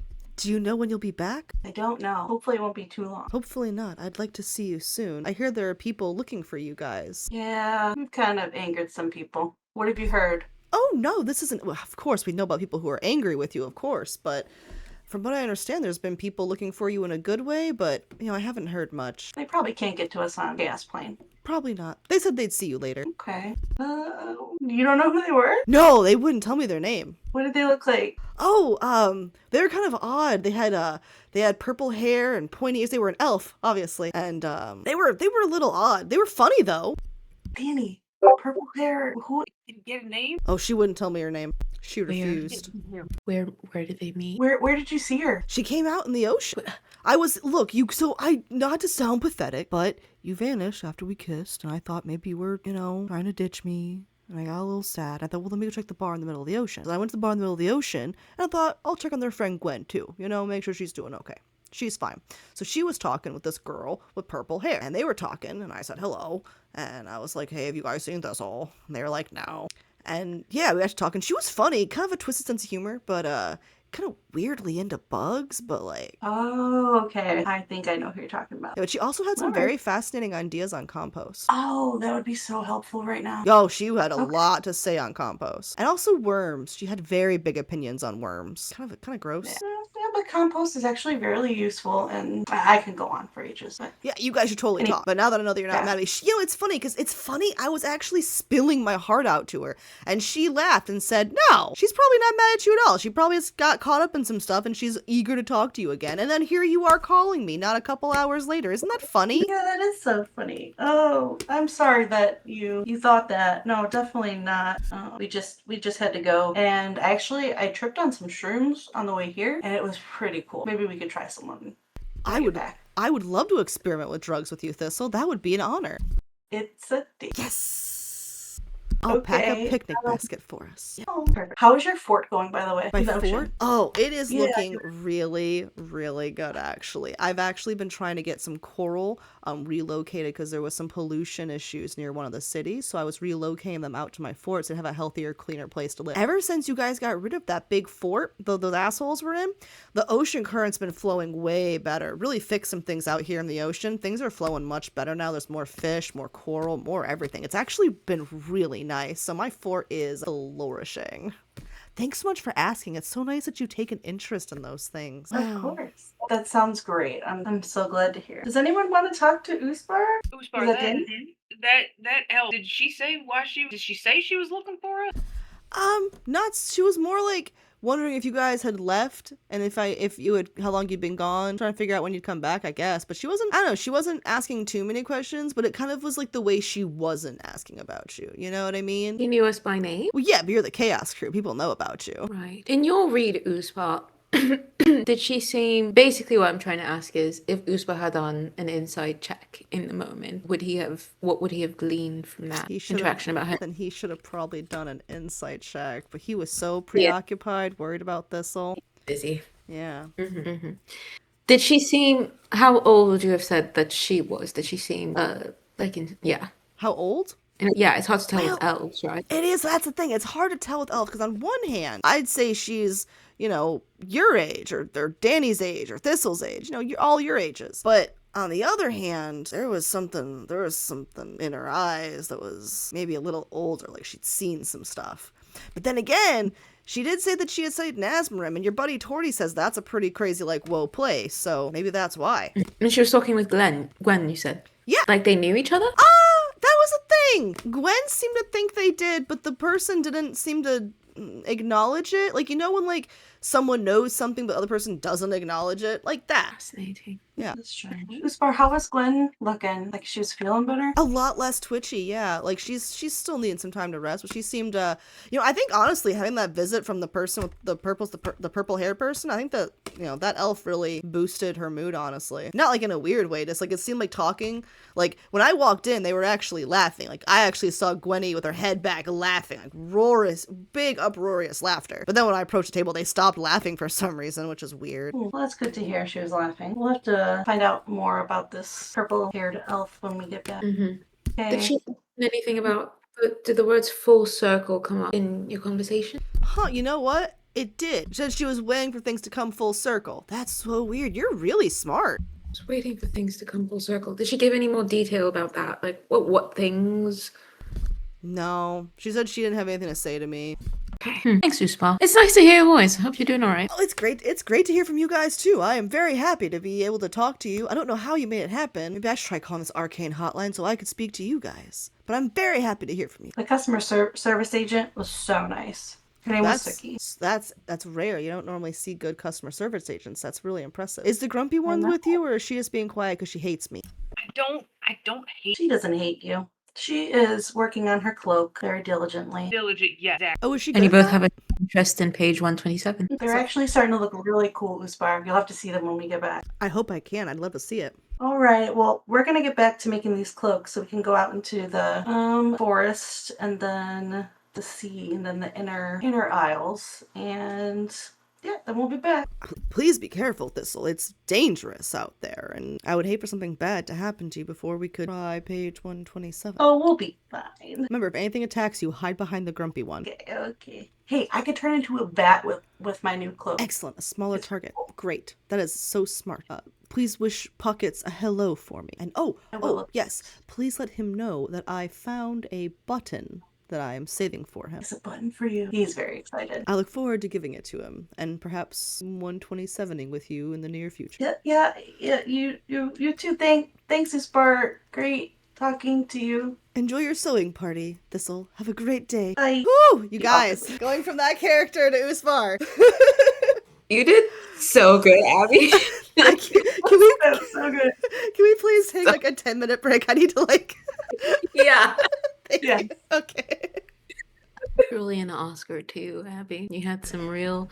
I can't wait to watch the video and be like, damn. Oh. You really did that. So we are back. The crew has just finished a call with Uspar and via the arcane hotline. You guys are all working on your cloaks that you are adding moss and mushrooms to, the glowing mushrooms specifically. Some of you are being wise and lining your cloak with extra fabric and growing mediums, compost. Others of you are struggling to put needle on a thread. What are you guys up to? It's probably around lunchtime now. I think Sorry. Nope. Do you have any ideas for a fertilizer? I'm thinking if I can have a bottle that allows me to spray. I can mist the cloaks with water and a fertilizer mixture. Interesting. So it's like some sort of fertilizer water. I've heard that you can soak organic materials in water and then instill the properties to them. I wonder if you could try soaking the mushrooms in some water and seeing if that would give it the nutrients it needs. I wonder. I don't know for sure. I'm not a nature person, but Yeah, that would work. I mean, also it's worth mentioning that the balancing mushrooms grow in presence of chaos, so you could always gather some water from out in the chaos realm and see if that helps. That would probably be really good. So the inner ring of water, is that salt water? I don't know what it is. I don't swim in it because Okay, we'll find The out. beach we just came from was that it's ocean water, right? So that's salt it water. seemed like salt water. I don't recall any of you taking mouthfuls of it, but yeah. I think Magical's gonna pop up from the book that she's reading, and above table, I think her intention with trying to get through as much of this book as she can is either to have actual lore information about the Misty Isles or the OC, which is what I have them as in my notes because I always forget what they stand for. Oak Haven Collective, to have lore about them that could be useful, or potentially at some point to get an advantage or some sort of inside check. So I'm not sure what makes more sense for DM land and storytelling, but I think she's gonna poke her head up and be like, okay, I've been reading this for a while. What do I got? I would think since you've been reading it for a while, it is a higher brow book. So you're going through it kind of slow, but you have at this point read enough to have learned the lore around the shape of the Misty Isles. Now, no one knows the true reason. However, it is rumored that the very unique shape, which does, when you look at it from above, mimic, it looks like an eye, it is meant to be the eye of the world. That's what some scholars say anyway. Others say it's the eye of the chaos magic itself. Others say it's the third eye of the chaos magic, and that's why the Oakhaven Collective likes to be there. They like to try and catch these sentient waves from the chaos magic to understand its message. There are rumors that some of the Oakhaven Collective of past, obviously this is long before the war, this is like ancient lore of this place. There are rumors that some people worshipped the chaos magic almost like a god, but it's rumored that the chaos magic did not like that very much. Chaos magic itself is the reason there are no gods in these lands. Would you repeat? Okay, so the Oakhaven Collective likes to catch the sentient waves of chaos magic. They believe it to be a third eye. Does the book say anything about what specifically that means about the third eye of the chaos magic? Literally speaking to the third eye of, like, if there were two eyes that were seeing the world, they are trying to be in the place of the third eye to try and see into the chaos magic's mind itself and communicate with it. They could be, these are all just different speculative lores that you're reading about, so. The Oakhaven Collective are in essence just scholars. Druidically so. They're some of them are more hippie and more spiritual than scholarly. There's probably some breakdown within the collective itself of people who are more academic versus more spiritual. Mm-hmm. Okay. Is a sort of not above table before the party, like what Madrigal's been thinking about is if the Oakhaven Collective is a group of people that is swayed by logic and history and the pursuit of understanding, trying to convince them to like collaborate with us in some way to get the Misty Isles back into the mortal plane or outside of this plane is probably going to require some like fairly logical arguments for why we need to do that. If that's what they're motivated by, right? Like if they're motivated by like understanding and trying to understand chaos magic and all that stuff, I figure we will have to have some sort of argument for why their mission is worse than ours or our mission is better than theirs. And I thought maybe Thistle, if Lysandra, it's a name, right? If Lysandra somehow happens to be there, then that's like sort of an in. And another in is just us having a well-formulated argument for why it makes more sense for and I think the world tree is a good example. I think the world tree makes sense, right? But if Shazari has already tried to do that, then we probably need something more than that, than just like we need to save the world tree. There's probably needs maybe something about like the history and how current forces are moving in the other plane around. It's not just the way that it's always been. All this to say, I would be curious to hear what your thoughts are on arguments that can move them, because it sounds like we're gonna have to like fight a bunch of people and maybe get some people on our side on the way there, but like once we get there, it sounds like we might need to just talk our way into getting them to be on board with us. So I'm curious what you all think about what some arguments that can move them would be. I was trying to think through, we need to know all of their motives, and so they're trying to protect the Isles. And protect the chaos magic from these other rulers in the kingdoms so that they can't access it, or we need to know all their motives and show them how they can succeed in what they want by doing what we want, Really good but we point. need to understand exactly what they're trying to accomplish. I mean, it originally sounded like they were afraid of everyone, like the whole war breaking out again. But I think they need to understand that's not always going to happen, but there's always a chance. People are going to fight. It happened. You can't stop everyone. Yep, there's always going to be risk. That's not But going to I'm convince her, I assure you. Shazar's like, that's not going to convince her. If you try that there's always going to be a war argument, she will not listen to that, I'll tell you that much. But I'm sure she doesn't want the world tree to die. Do they know that the tree is dying? Do they have proof? Some of those people left so early, they don't really know the ramifications of it. They don't know if it's still dying, and if it's been 100 years and it's still living, who's to say it's dying? We're all dying, one day at a time. I've heard a lot of arguments. Does it have anything in the books that talks of the tree dying slowly? This book wouldn't have anything on that, no. So if they had definitive proof that the world tree was dying, that would be useful for them. Like that would be evidence that they would actually consider. Maybe it wouldn't be enough to make it. I don't think it'd be enough to make them listen completely, but it would help. They're always going to be afraid of war, though. You have to prove that there's less of a chance of war. I think if Shadowheim weren't an issue, maybe if they had gone the way of Asmarim, maybe there'd be a chance. I mean, maybe anyway. It's not like anyone's scared of Cedar Side, am I right? Tori's like, nah, who would be scared of that place, little buddies? That place is awesome. Where Tori's from. Are they the kind of people, are they pacifists? Oak Haven? Yeah. No one can be a pacifist and protect nature. Bars. Okay, so if we were to say something like, so they need us, they need proof that war involving the same parties, that's no longer an issue. But if we admit that, well, like you said, nobody can be a pacifist and protect nature, we're not saying that war is inevitable, but we are saying that the balance has shifted, right? Like the balance of power has shifted. We've proven that because we got rid of the freaking what's his face. Which also did lead to a giant legion of people marching through the Chaos region. So, like, Yes, but Marching through the chaos region? the giant Zendaran army who marched through the Chaos region right up to Hystrin, yeah, they left peacefully, but, like, they were still marching. It was a pretty impressive army, and the Zendaran were also one of the aggressors in the war. would they be swayed by prophecy, do you think? No That the idea. books have the prophecy of chaos. The books that you have aren't the type that speak to prophecies. There are some lores in there, but not as much prophecies. I think that if they've got like a mix of scholars and people who are more spiritualists, then they might actually be swayed by the prophecy of chaos. And if we are part of the prophecy and we're coming to them, Because we're saying that the balance of power has shifted. Like we kind of, small group of us kind of got rid of this, of the Zens.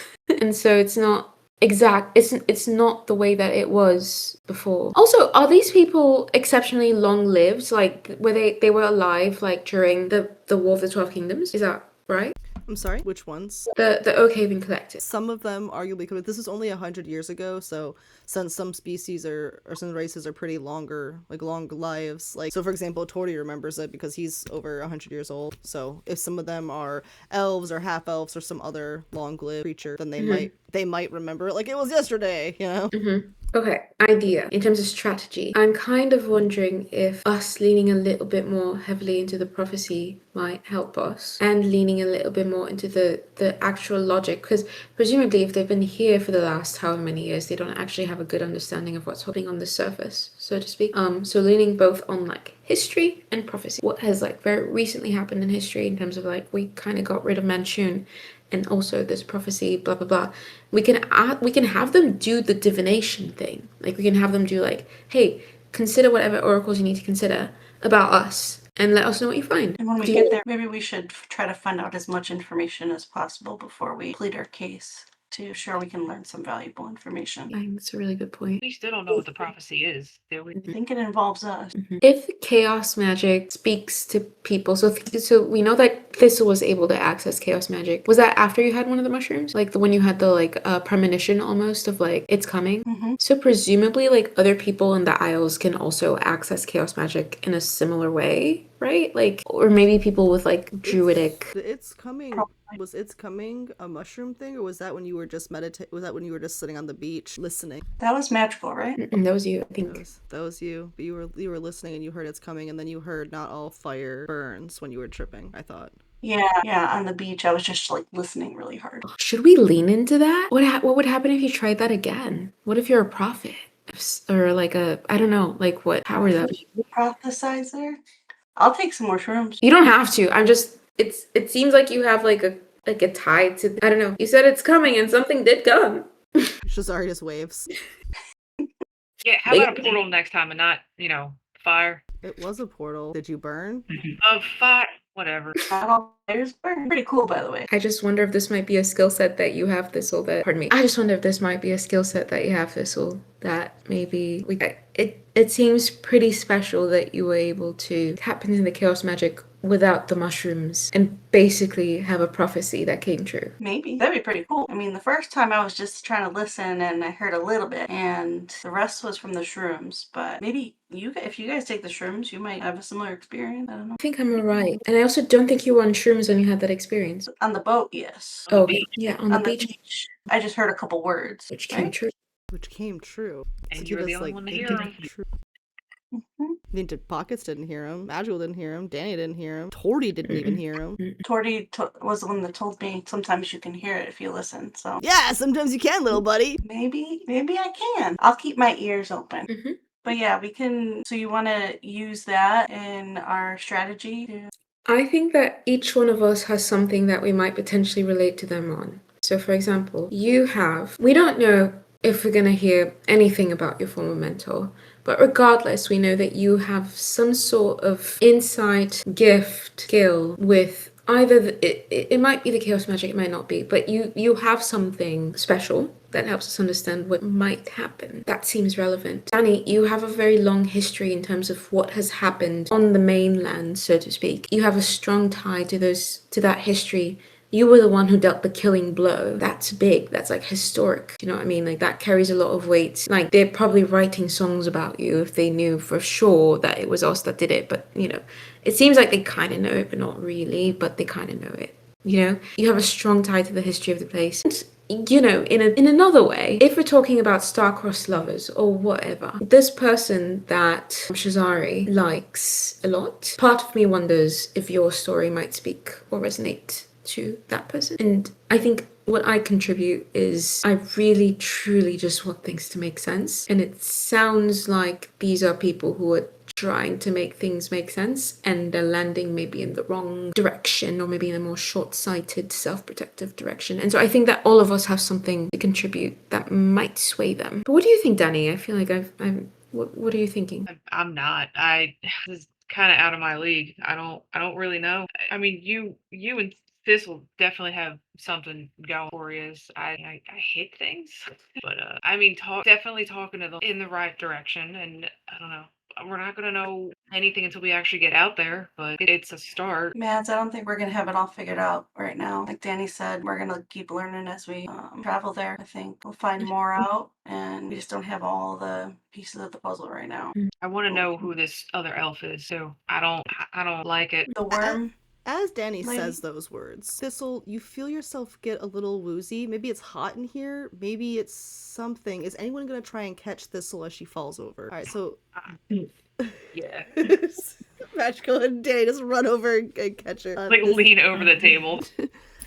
Thistle, you go under. At first, it's grays, it's blacks. Then the colors from the trip from before return. It's... I hate to use this word, but it is the most accurate. Undulating colors, just mixing and flowing in the lava lamp of life, but they're all multicolors flowing this way and that. And as oranges and yellows and pinks shift away, blues and greens get darker and darker, and you come to like a darker area where there's still colors, but they're very dark reds, they're very dark purples, they're very dark yellows and dark orange. Everything is like the darkest possible shade of each of these colors. And ahead of you, you see what looks like a weird glowing aura almost. Like it's part of the colors, but instead of it being these darkened colors but still colorful, it's almost like a bright silver in the midst of all of this darkness. And it's almost like you're seeing something, and you see the back of a purple haired elf. And really all you can see is just dark. Like you can't, it's too dark to really see what they're wearing. You can just simply see the little bit of light coming from that they're staring into, so you can see the pointed bit of the ears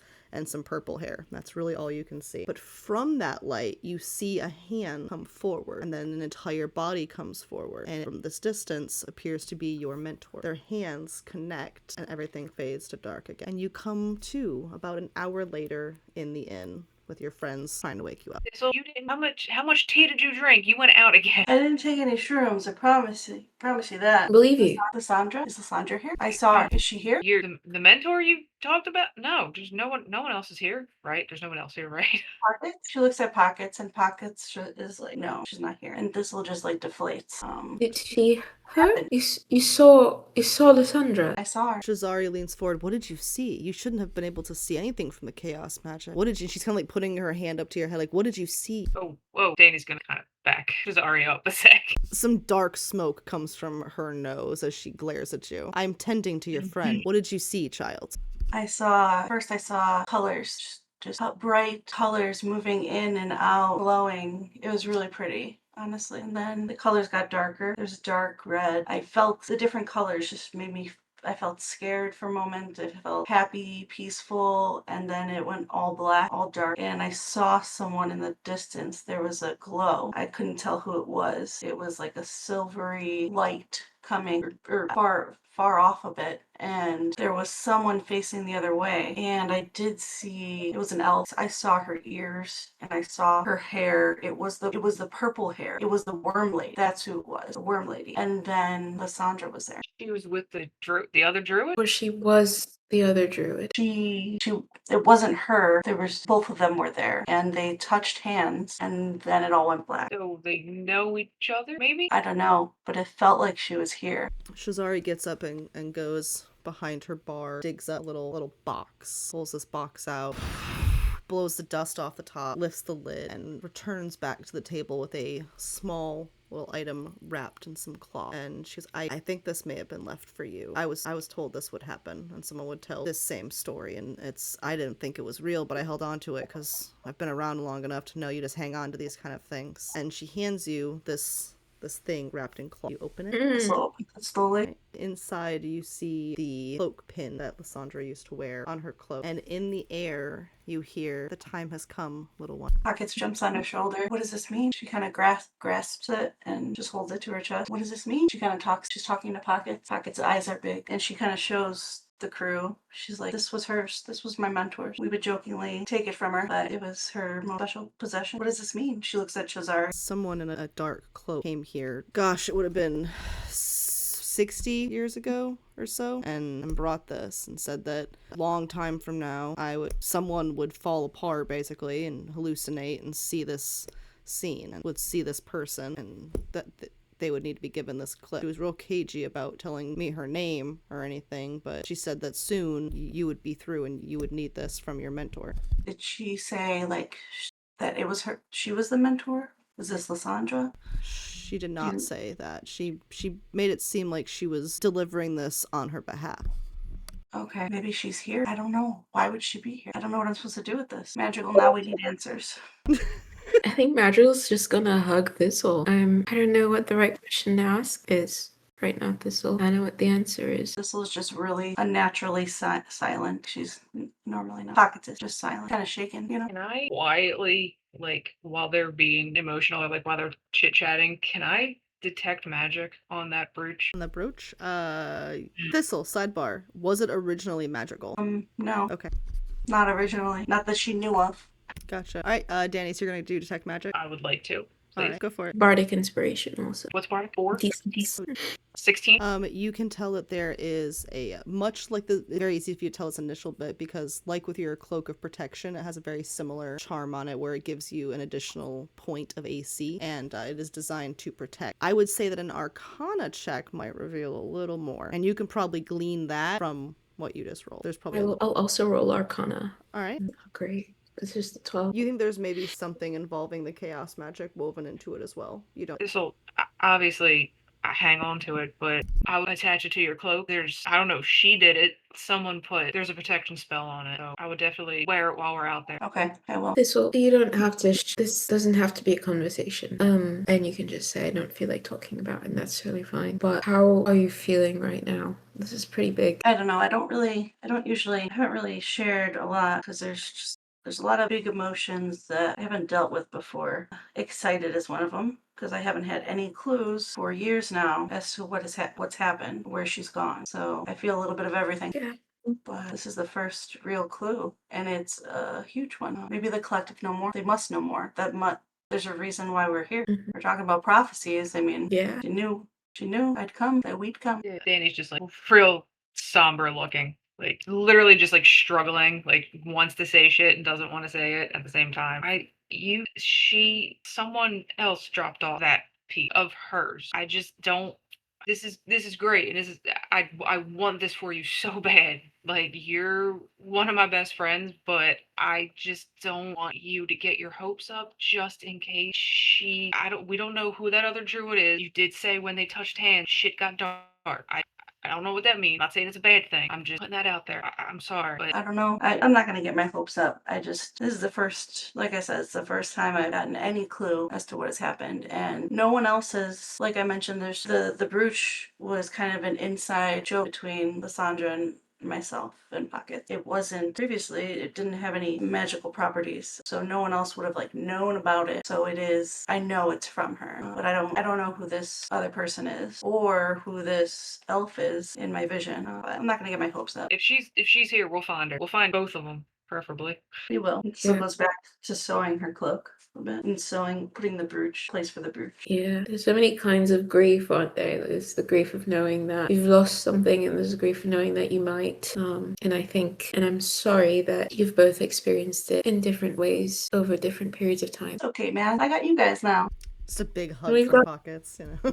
And a blue boyfriend waiting for you back home, apparently. Oh my Wait, god. She just that falls over again from the embarrassment of that call. God. It's been a long day for her. But You said, does Shazari have any alcohol? Just this is an inn. Of course I've got alcohol. I think we could all use a round of something. All right, she goes behind the bar and she starts to. What can I get you guys to drink? Something without mushrooms, please.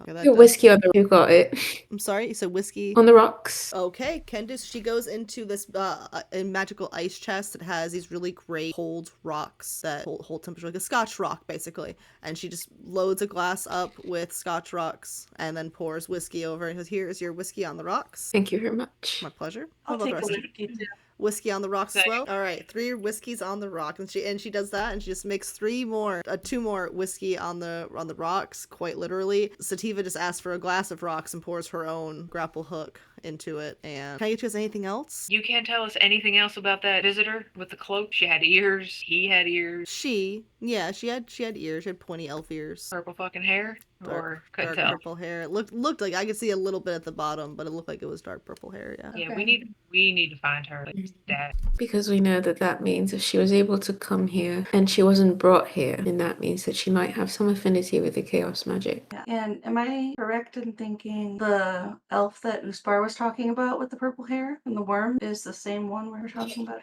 And she's looking for us. And she's looking for us right now. Yeah. And so Thistle, did your mentor have any shape-shifting abilities? Was she an elf? She was an elf. She was a druid like myself. So yeah. But she normally turned into like a panther. That was her thing. Very different. Right. She never mentioned anyone with the description of this purple hair lady. What was the message that she had for you again? It's time or something? It's time, I think that's what it was. What I wrote down. It was calling back to a snippet that Thistle had provided me with, where her mentor had said, like, "Oh no, this isn't the time for you to wear this cloak." Yeah. Oh, Thistle, it's time for you to wear the coat. And she has the brooch on now, and she's kind of finishing up her cloak. She throws it on and ties it with the brooch. How does it look? Better than the Very dress. official. You look beautiful. She pulls it up like a bat. She turns into a little bat. Oh, that is positively adorable. Incredible. Pockets is chasing her around. Oh, how do we ever get stuff done? Sativa is sewing on your cloak. I don't know. Wait, where? Thank you. Sorry. I almost had it. I didn't almost have that, did I? I think effort counts for a lot, and you put in a lot of effort. Magical, who's been reading this whole time, has a beautifully completed cloak. It looks flawless. Magical asks Pockets and Thistle, who I'm assuming have been working on it. Is that who's been working on it? Yeah. She asked them to sign it, like to embroider their like initials on it, so that anybody who looks at it can tell that it was their work. Pockets puts a paw print design on there. And he also has some musical notes kind of throughout the cloak too. This will pops back up in her normal form and it's like, guys, before we head out, I think we should just see what it's like out there and try these cloaks out, see what we can gather before we officially head out. What do you You were think? reading my mind. It is good. It is Because I was No, I was about to ask how, like, if I could do a perimeter check around the inn, but You guys are welcome to do that. It is getting dark, so I would suggest probably doing that and like returning inside. But Yeah, like a little trial before we go out. And seeing as Bob said that we shouldn't, sleep under the stars, I think Magical probably still has her her little like parasol from being outside, and she's gonna say, "Okay, Danny, I'm ready." She's gonna like pop up in the parasol and like go outside. We're not under the stars, technically speaking. This seems like it's probably safest. Yeah. yeah, but you're walking this time. We're not on sand. You're Yeah. No, I'm walking. She's got the Alright, like I'm so, like just as high up as it can go. all right. she's I'm the ready. shortest one, and you're all so tall. We're going. I've got the parasol up. I'm ready to go. Let's go. Let's check out the perimeter. Or whatever. Let's monitor the situation. And outside we all go. Is Sativa coming? She checking her cloak? I guess. What do you get? She's your NPC! She's y'all's, and are you guys having her come with you? Yeah. But yeah, Sativa's gonna come with you guys. You guys go outside. What do you guys, when you open the door, you guys all have your cloaks on. How are you handling this in the setting sun? I say sun, it's really just the brightness has become dim. The mushrooms are growing already on the cloaks or what? Yeah, you guys did take some of the living ones and kind of like transplant them and then have fresh spores growing in other areas. I'll leave it up to the druids. I don't know. I'll throw my hood up and I'll take point, I guess. Alright, who's behind her? Madrigal? I'm trying to get the umbrella to cover us, like, all of us. So she's like, I think in the middle makes sense. Naturally. How tall are you again? Huh? How tall are you again that you're trying to get it to? There's the post of the umbrella. So that gets us at least, umbrellas are what? How tall is the post of an umbrella? Like, it's fine. It's working. We're fine. It's working, Danny, gosh. Yeah, it's fine. Don't worry about it. Did Beth say not to be under the stars or just to not sleep outside under the stars? Oh, yeah, not sleep outside. But I think the magic to be like, well, actually, no, that's a really good point. Maybe it's best to not have it up. That way we can tell if it affects us. Yeah, let's see what we're up against. So she puts it down and she puts it away or whatever. So you guys are just like walking the perimeter of the inn, seeing if your cloaks glowed and whatnot. Yeah, and looking out into we're looking for trails to see. Alright, outside you see, almost instantly when you guys get outside, your cloaks do start to glow. All the mushrooms kind of light up like Christmas trees. You would have absolute disadvantage if you were trying to make any sort of stealth run checks whatsoever because you're literally glowing. But it seems to be working. You guys are wandering around the building. First wall, you don't really see anything strange. You guys continue going round and round. You see little spots of plants here and there, the occasional markings of mysterious creatures you don't recognize. You continue going round. Your cloaks continue to glow magical as you guys are walking. Danny's like slow look back to camera like, what are you doing, bitch? Magical. You, as you're walking, did you decide to have the parasol or no? I had put the parasol down so that we could test Gotcha. the hooks were enough. So you're walking around, and as you do, perhaps you look into the woods, and you hear a very familiar voice. No. Sorry. Everyone's getting the emotional damage. Continue. Magical. Babe, come here. And it is, of course, your favorite blonde man. The voice, to be clear, the voice of your favorite little blonde man. Does anybody else in the party react to this? Do we hear it? I would say you all can hear the words. Pockets growls. Danny stop immediately and kind of like put her hand back on Madrigal. Be like, you good? What was that? That's he who shall not be named. I don't understand how he would be here. This is probably a trick. It's probably a trick. It has to be a trick, right? Like it has to be a trick. Now, how far away was it? You said it was like in the like a wooded area, or Yep. is it really far, or can I like I don't know. feet You want wide? to approach it and find out? Let me. I'll turn around and No, look at.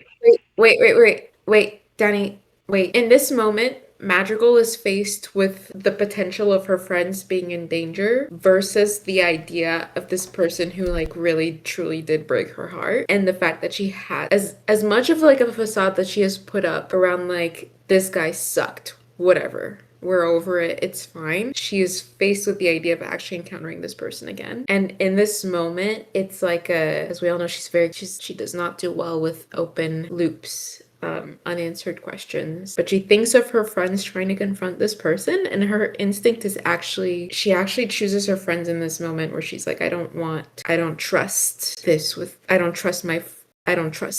my friends. And so I think that she sees Danny trying to go towards it, and she kind of like shoves back against Danny a little bit and is like, show yourself. I'll show you plenty, baby. Just come on over here.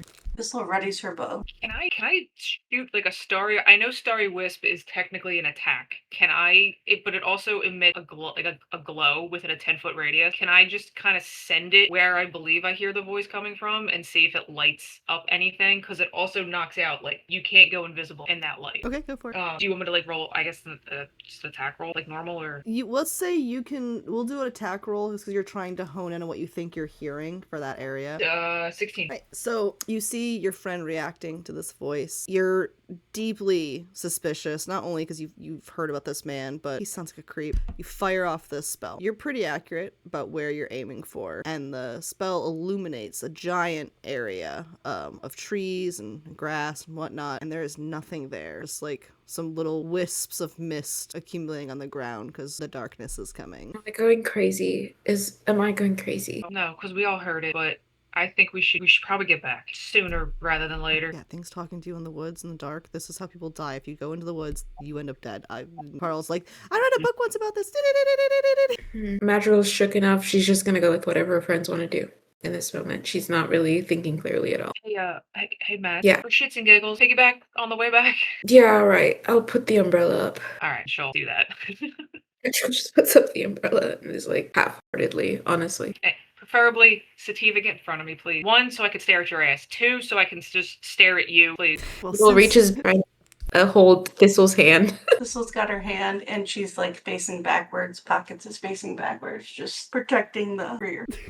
And Sativa's like, you know what? You're being honest. I want to look at my ass. Sure, I'll walk in. Why not? And just like that, with Sativa, with Danny watching her ass, Magical piggybacking on Danny with the parasol on her head, latched onto Thistle, who's walking backwards to keep the eyes on the retreat, with Pockets as well, making sure you're not being followed by any shady, shifty blondes. With that, you guys get back into the inn, safe and sound. The nice warm glow of the inn, the protective magics that have been woven into the wood, keeping you safe. Thistle brings Mads another glass of whiskey and puts her hand on her shoulder.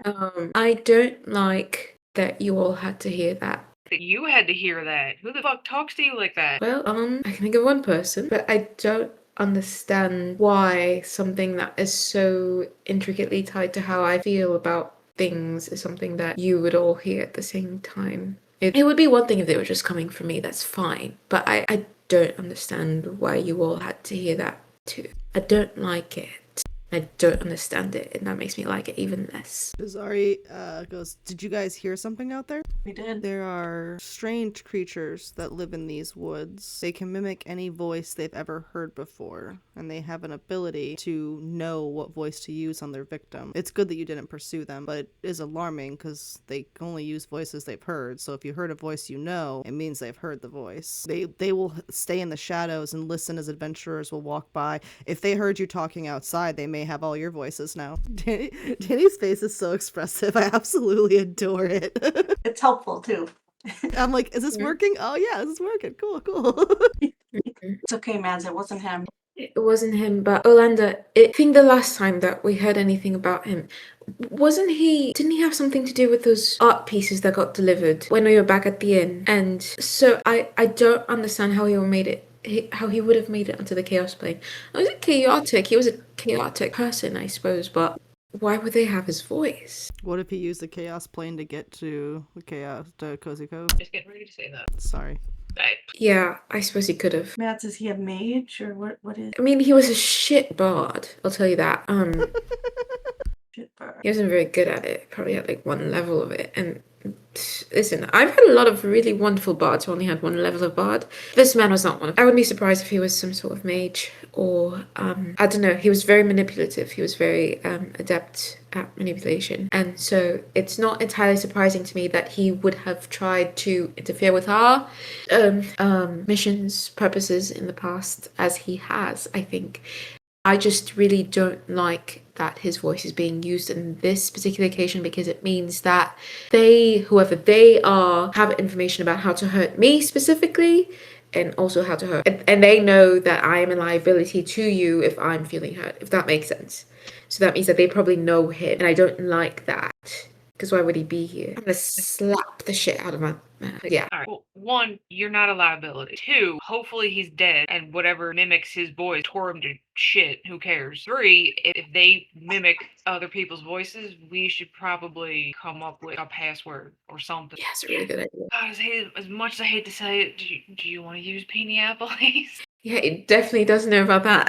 They do not. And maybe something about Pinneapolis and Cineapolis. Perfect. Like a phrase, that way if they happen to hear you guys say the word, they don't interpret the entire safe word, like a safe phrase. Yeah. How about Pinneapolis, Cineapolis, Desperado? Or one of those. I think it should be all three. Okay. Anyone has free license to absolutely just smack the shit out of that man if you ever see him. Personally, I'm gonna slap him, and then I'm gonna slap him again. And I'm gonna say, what's your freaking deal, idiot? We'll do more than slap. And she starts stabbing the table with her needle. At least it's not a fish. No Coral and fish. Sativa just both like this, punching their fists. Dane's gonna look at Sativa. Who are you gonna punch? The stupid blonde guy, obviously. Not a fan of blonde. No, not really. That's fair. Like, I'm not opposed to, like, you know, light hair, like me, but Could have been blonde. I'm glad you're not. Did Sativa talk out there? I'm sorry? Did Sativa say anything while we were out there? I can't remember. Like, did she speak while we were all? I think she joked about you looking at her ass, maybe. Okay. We're gonna have to be careful. You guys were also already outside earlier when you guys were walking to the inn. Like, these are creatures that are all up in the chaos plane, so. Shazari, do you know how long the trek would be from here to get to the collective? How many days? It would depend on how long it takes you to get through each of the sections and if you get accosted and stopped by anything. Gonna need to figure out if we are gonna sleep or take shifts while the others sleep. I think shifts are a good idea. And this is a question about, so what does it mean that they were able to get to us even with our cloaks? The cloaks are protecting you from chaos magic. They have their own abilities they're doing that you're not immune to with the cloak. These cloaks are protecting you from the latent chaos magic seeping in and making you have those side effects. Right. So this was an entire entity. This is an entirely different thing. This was not an effect of the chaos magic. This was somebody else. This is an actual creature. Freaking Olander. Okay. Well, that's useful for us to know then that there's multiple enemies. I do think shifts are a good idea. I could take first watch. I don't mind. I mean, do we need to have shifts at the inn or just when we're out and about? When we're out.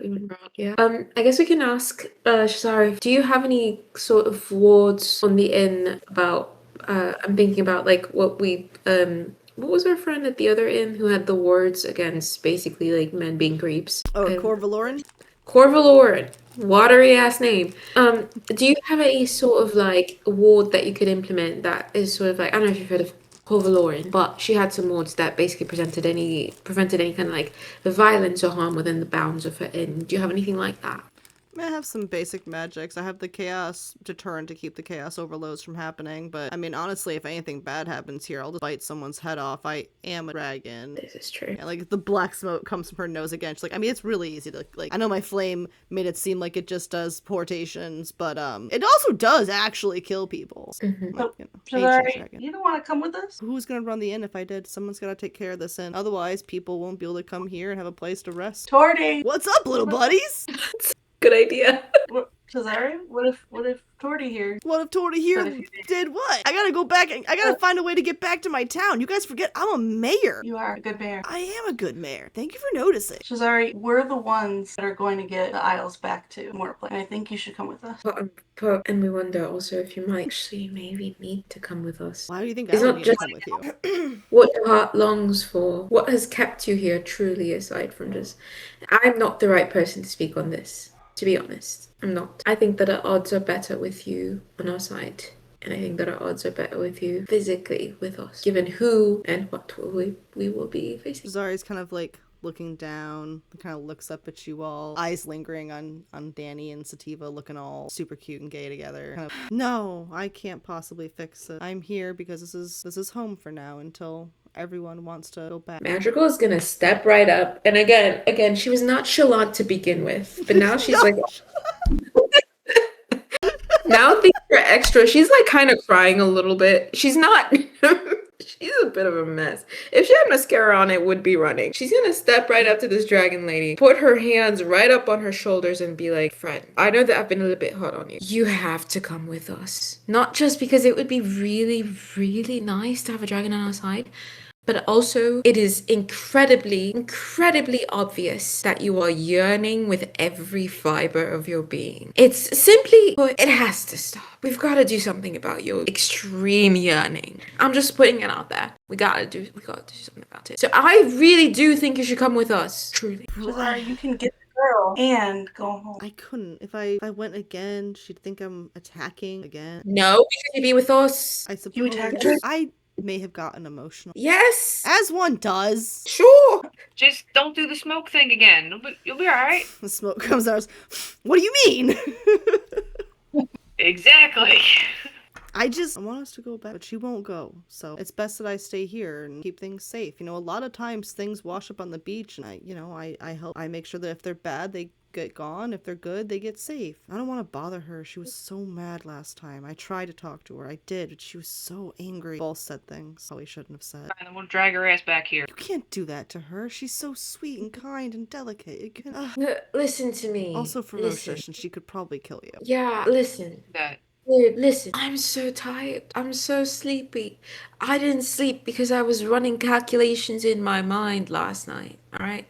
I need you. Listen, I know you're dragging or whatever. I need you to come with us. I don't give a shit. I don't care. You all feeling so, oh, what if she doesn't like me? Oh, we said things. Whatever. We all say shit. You gotta come with us. Listen, get over yourself. We're gonna do this thing, and then you're gonna have a fantastic inn. And then we can come to your inn and we can visit. And your girlfriend can come and visit. And maybe you can be wives. Alright? But listen to me. And she like grabs her face, like her like reaches up. You have to come with us. Alright. I'm really losing it right now, dude. Like please just come with us. Zari, in all honesty, I feel like we're meant to be here. And I think you know we're meant to be here. And we're the one to accomplish this. And I feel in my bones that you are supposed to come with us. There's a reason that you're supposed to come with us. And this was the chosen one, so you have to listen to what she says. I feel it. Yeah. Just because a single purple-haired elf showed up with a brooch that happened to match up to something that happened 60 years later, she's suddenly the chosen. That actually does make a lot of sense. She was the chosen one before that, and she's the chosen one right now. Come with us. Don't underestimate the brooch. the chaos talks to her. Tori's like, yeah, and like we could all like hang out and talk and maybe get to know each other a little more. Tori, stop trying so hard, buddy. She's always like, I'll sleep on it. That's all I'm willing to do. Plus, I think you're really cool because you're a dragon, and it's just really cool to have a dragon with us. Is that making Pockets jealous? No, he thinks it's pretty cool too. He's like, nah, he understands the firepower of a dragon, actually. She agrees to think about it. She's like, I will sleep on it. I know that you aspire to have your life return to the way that it was. It's, I think, fairly clear that you really value having a place where people can feel at home and people can feel welcomed and comforted. And I would ask you what your place is in making that come about, aside from asking others to make it come about for you. The truth bomb. Yes, well, things for me to think about then, I suppose. She kind of like wanders off muttering about absolutely broken-hearted, devastated, tried to already do all these other things to try and get that dumb, whatever her name is, to listen. Stupid bitch would never listen. I almost burned him down one time, and she never lets it go. And she's so busy worrying about this or that and being scared of war and knows how great things could be together, but no, I should be the brave one. Do we like the name Kira, everyone? Yeah, I like it. Stupid Kira never ever bothered and just quit being a big scary dragon. I'll think about it. I'm gonna make some sleepy time tea to quell the rage and heartache in my chest. Can make a sleepy time extra. I would love some valerian. I will add some. Who all would like sleepy time tea? Me, I'm so stressed. I can tell. I'll take some, but can I have another glass of whiskey? Whiskey's all around, followed up by some sleepy time tea. This sleepy time tea is brought to you by the herbs grown in the garden. No, it's this is a mix of valerian, lavender with a dash of chamomile, and just the smallest amount of sweetened sweet mint to give just a hint of sweetness. Danny's gonna pass on the tea. Why? Do you have things you're staying up for tonight? That's what you've asked with a smirk. Was gonna sit up a little bit just to make sure everything was alright while everybody got to sleep. No tea for me either, thank you. 127. Yeah, on the trunk chairs. Sativa's On like the tree. dragging you up the stairs. So you guys are all gonna turn in for the evening? I think Danny would actually, for at least a little while longer, like kind of be on edge given what happened with Thistle and what happened with Madrigal, despite having a giant chaos dragon in our midst. Kind of just stay up for a couple more hours. She'll sleep just a couple more hours. Thistle, Madrigal, what are you guys doing? Thistle's gonna drink her tea, slam the whiskey and then drink her tea, and then just kind of quietly say, "Good night, everyone." She's folded up her cloak with the brooch on it, and she's holding it, and she's just gonna quietly walk upstairs. Pockets is gonna stay down, sitting on Mad's lap for a little bit. I think that makes Madrigal cry. I think she just hangs out with Pockets and she sees Thistle walk up the stairs and she sees Danny kind kind of like staying up, and I think that she just kind of deals with she's thinking about the fact that this person who hurt her deeply has somehow, like, that hurt has followed her here, but she's not the same person that would have been hurt by that as she is now. Like, Pockets is on her lap, her friends are in the inn with her, and I think that a lot of her tears are about the fact that she's not alone. You're crying at the table right now? 100%. Magical is not subtle, but she's like, kind of like, yeah.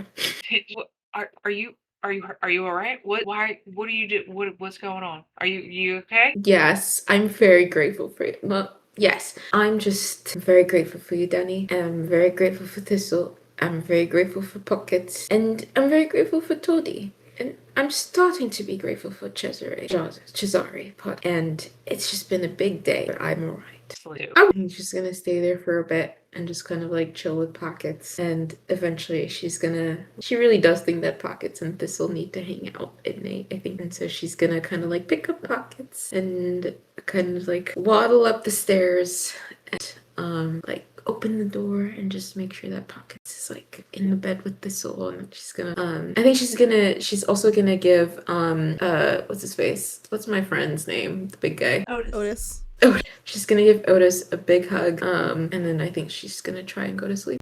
Good night, little one. Sleep well. Good night. You too, Otis. Would you like a lullaby on my weapon? I would. Go to sleep, little friend.